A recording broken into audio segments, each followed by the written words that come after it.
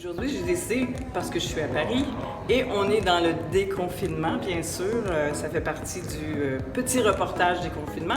Donc, j'ai trouvé une galerie d'art superbe qui se nomme, justement, c'est une exposition qui se nomme Undercover. Et c'est super intéressant parce que les œuvres sont sous un papier et on prend un petit... on appelle bobby pin ou épingle et on va voir ça tout à l'heure. Donc je vais vous expliquer un petit peu c'est qui est à la base de cette belle exposition qui était supposée. Donc Undercover est une exposition de peinture de Jeanne Griang, j'espère que je le prononce bien, et des photographes Nicolas Bahir à la galerie du 59 Rivoli. C'est le 16 au 19 juin 2020. Donc, Undercover, c'est une exposition qui était prévue, bien sûr, à la fin 2019. Présente un genre de pêle-mêle de plusieurs dizaines d'œuvres de peintre Jeanne et le photographe et le plasticien Nicolas. Elle devait s'inaugurer lors du vernissage le 20 avril 2020, mais tout le monde le sait, il est arrivé un COVID-19. Donc, ça n'a pas eu lieu et ils viennent de décider de le faire du 16 au 29 juin, excusez-moi. Donc, on va un peu visiter les œuvres. Il y a de la photographie, il y a de la peinture et donc, ils ne sont pas couvertes. C'est pour ça qu'on nomme Undercover. Alors, on y va! Donc, pourquoi on appelle ça Undercover? Parce que les toiles sont sous papier. Et on les découvre tranquillement comme ça. J'adore le concept. Vraiment intéressant. Je vais vous en montrer d'autres. Les artistes vont tous nous expliquer ça tout à l'heure. Le concept. Une super idée.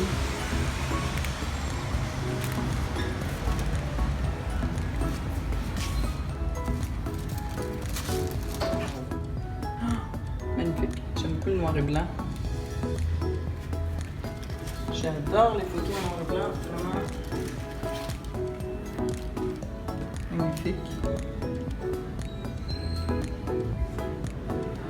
Donc, je vous présente les artistes qui ont fait cette belle œuvre. Ils vont nous parler un peu de leur concept, de leur projet, qui était justement undercover, parce qu'il y a eu un virus qui est arrivé, bien sûr, on le sait.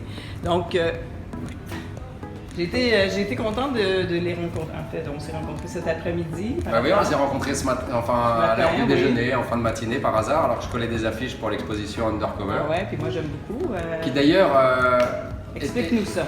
Undercover, c'était prévu avant le virus. C'est-à-dire qu'on devait exposer en avril, puis le virus est arrivé en mars, mais c'était prévu déjà depuis fin 2019. Okay. C'était prévu de l'appeler comme ça. De l'appeler comme ça parce qu'une partie des œuvres était couverte par des papiers de soie. Ah oui, avant le virus. Avant le virus. Pour attirer l'œil du visiteur. Et finalement, quand les gens doivent soulever une œuvre pour la découvrir, eh bien, ils la regardent mieux. Oui. Alors que sinon, ils font un survol peut-être plus global. Ouais. D'ailleurs, c'est très drôle parce que l'idée, c'était que les gens regardent les œuvres découvertes et qu'ils, s'ils en avaient envie, parce que celles découvertes leur donnaient envie de découvrir les autres, découvraient les autres. Mais comme les gens sont très curieux, eh bien, ils découvrent les œuvres couvertes avant de regarder les autres. Oui. Et on a adapté ça, puisque finalement, on a réussi en fin de virus, même s'il n'est pas complètement éteint, à maintenir cette exposition, dont le plus a été maintenant le jeu des pinces à linge, puisqu'initialement les gens devaient découvrir avec les doigts, mais on a fourni 1200 pinces à linge qui ont été signées par les artistes pour faire un objet de souvenir de l'exposition et un outil de visite qui permet de soulever les petits papiers sans avoir à les toucher. Viruser la feuille. Viruser comme ça, la feuille. tout le monde se sent bien et tous les hypochondriaques peuvent visiter l'exposition. Ouais. Voilà. Super. Donc parle-moi un peu de toi, ton background. Je pense que c'est photographe. Moi, je suis photographe et je fais un travail. Vous avez montré un peu là-bas et puis un peu ici. J'ai créé c'est de la photographie argentique. J'ai créé un filtre extra photographique analogique qui permet d'avoir des rendus qui tirent un peu vers le dessin ou la peinture quand c'est du noir et blanc, et vraiment vers la peinture quand c'est de la couleur comme à l'étage. Est-ce que tu as fait ça toute ta vie comme ça ou tu étais photographe Bah, de mode Non, par image? j'ai très longtemps travaillé dans la musique. Ok. Je suis géographe de formation. J'ai Ok. trop de passion, alors c'est difficile Ah dans ouais, une je vie de comprends. toutes les assouvir. Je suis pareil. Donc je suis géographe de formation. J'étais passionné par la musique. La vie m'a permis de réaliser des fantasmes dans la musique que j'aimais. Donc j'ai eu un label de reggae pendant une quinzaine d'années Ouh. où j'ai sorti beaucoup de choses. Je suis beaucoup allé en Jamaïque. Et j'ai toujours fait de la photographie en dilettante. D'ailleurs, ton gilet en Voilà. Et j'ai toujours fait de la photographie en dilettante et il y a une dizaine d'années, je me suis orienté vers ça et avant d'avoir une quarantaine d'années, j'ai vraiment eu besoin de m'exprimer là-dedans et je me suis donné, j'ai quitté la musique, je me suis donné 2 ans pour tenter quelque chose avec mes photos. Ok. Et comme ça a plutôt marché, 6 ans après, me voilà toujours dans les photos et dans les galeries et dans la création. Voilà. Donc, est-ce que ça va bien? Est-ce que tu vends tes œuvres? Est-ce que tu vis de tes œuvres? Je survis de mes œuvres, mais pas si mal que ça. Et finalement, je suis ce qu'on pourrait appeler un smicard de la photo d'art. Ok. Le SMIC, c'est le salaire minimum, vous devez Ok. savoir. Et il paraît que c'est déjà une prouesse. Ok. Donc, de- si on en parlera tout à l'heure, si on en veut, j'imagine que tu peux les vendre en ligne ou. Bah bien sûr. Ok, on fera, Alors c'est toujours on fera un préférable petit de les lien. voir en vrai. Oui, oui, oui. Mais bien sûr qu'on peut vendre en ligne et même exporter à l'autre bout du monde. Absolument. Parle-nous de toi un peu. Alors moi, ça fait 20 ans que je peins. Ok. Je présente plusieurs sortes de travaux dans cette exposition parce qu'il y a beaucoup d'espace. Donc des grands formats que j'aime beaucoup parce que j'adore les grands formats qui sont très figuratifs, très sur la nature, les fleurs, les plantes, beaucoup de couleurs. J'aime beaucoup travailler la couleur. Ma formation de départ, c'est une formation de styliste. Donc les vêtements, la couleur, la silhouette et la façon de mettre en valeur. Mais l'amour de la peinture a été plus fort et l'amour de la nature aussi.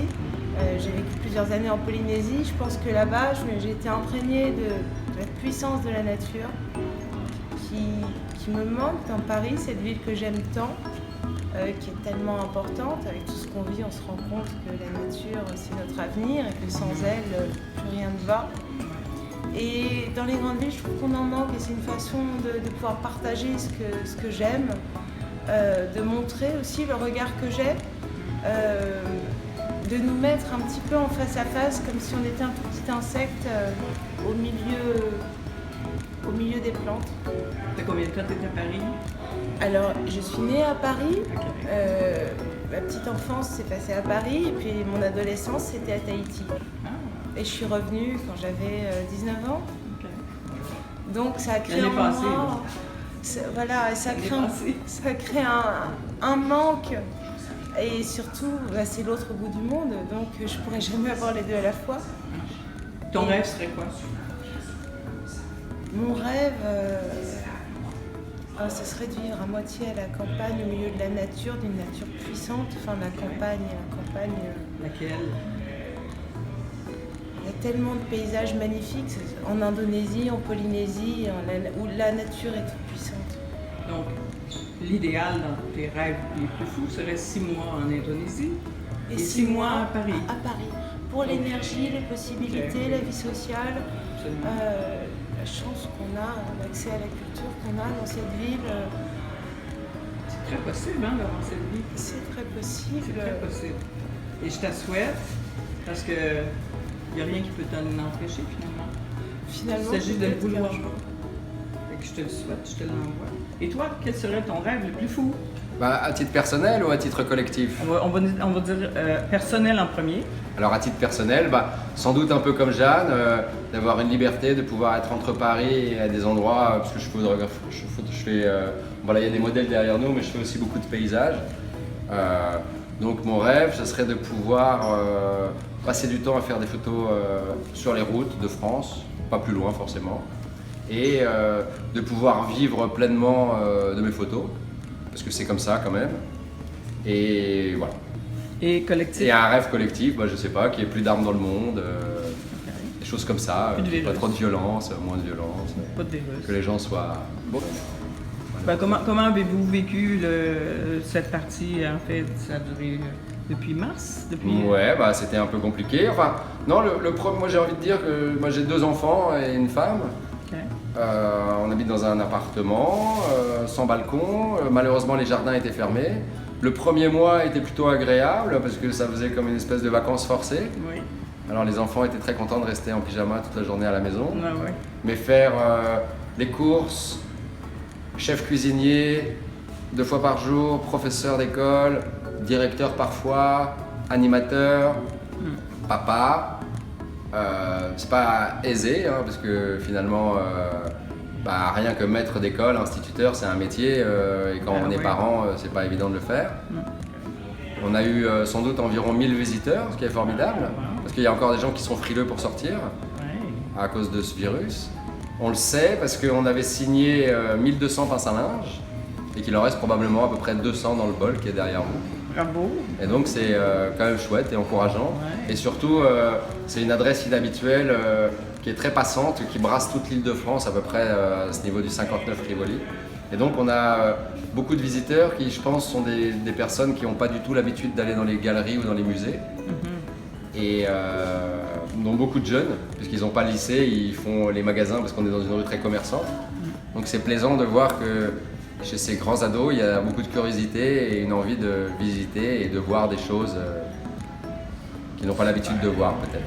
Donc, donne-nous un lien, on va l'écrire aussi, mais si on veut peut-être te contacter ou voir les Oui, c'est une bonne idée parce que mon nom d'artiste c'est Baghir, B-A-G-H-I-R, et j'ai un site internet qui c'est baghir.com.